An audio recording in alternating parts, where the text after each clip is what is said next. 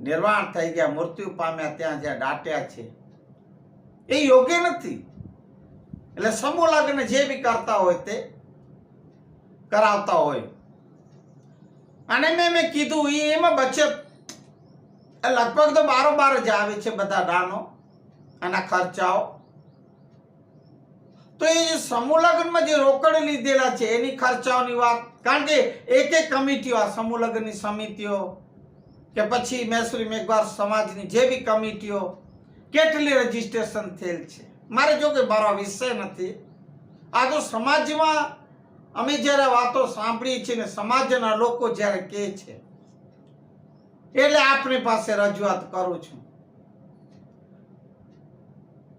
તો સમાજનો જે પૈસો છે, એક એક પૈસાનો હિસાબ એ દેવોજી સમાજની કમિટીઓ હોય, મેઘવાર મહેશ્વરી સમાજની કમિટીઓ હોય, અથવા સમૂહ લગ્નોની જે બી કમિટીઓ, જે બી પ્રસંગોની, ધાર્મિક પ્રસંગ હોય, લગ્ન પ્રસંગ હોય, જે બી દાન લેતા હો, ફંડ લ્યો છો, ફાળો લ્યો છો, એ બધાનો એક એક પૈસાનો હિસાબ હોવો જોઈએ.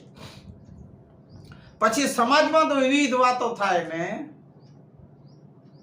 ખવાઈ ગયા ને ચવાઈ ગયા ને એ બધી વાતો. અને હકીકત છે, તમે સમાજના લોકો જે અગ્રણીઓ છે, જ્યાં સમૂહ લગ્નો કરતા હોય કે કમિટીઓ બનાવો છો, એ આ વાતને ધ્યાન દે. જેની રજીસ્ટ્રેશન થયેલ છે, હિસાબ કિતાબ વ્યવસ્થિત રાખે છે સમાજ પાસે, એને હજારો પ્રણામ કરું છું. ધન્યવાદ છે એ કમિટીઓને, એ સમિતિઓને.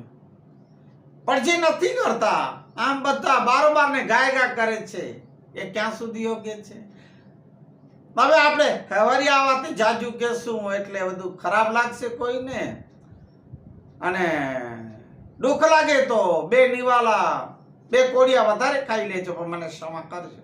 પણ આ સત્ય છે, આ સત્ય છે.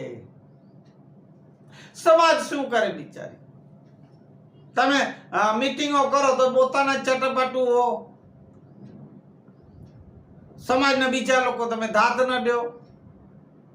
કોઈ ઊભું થાય ને બોલે તો એને તમે બેસાડી દો, બોલવા ન દો. પોતાના જે 15-20 જણા, 11 થી કરીને 15-20 જણા જે હોતે એ જ પોતે ઉંગળ ચોંગળ કરતા હો. પછી બીજી સમાજ જે બીજા સાચા હોય, ખરેખર સત્ય કહેવા માંગતા હોય, એને તો તમે દાદ ન દો, બેસાડી દો, ચૂપ કરાવી દો. તો એ બધું યોગ્ય નથી, મહેસૂરી મેઘવાર સમાજ માટે તો ખાસ.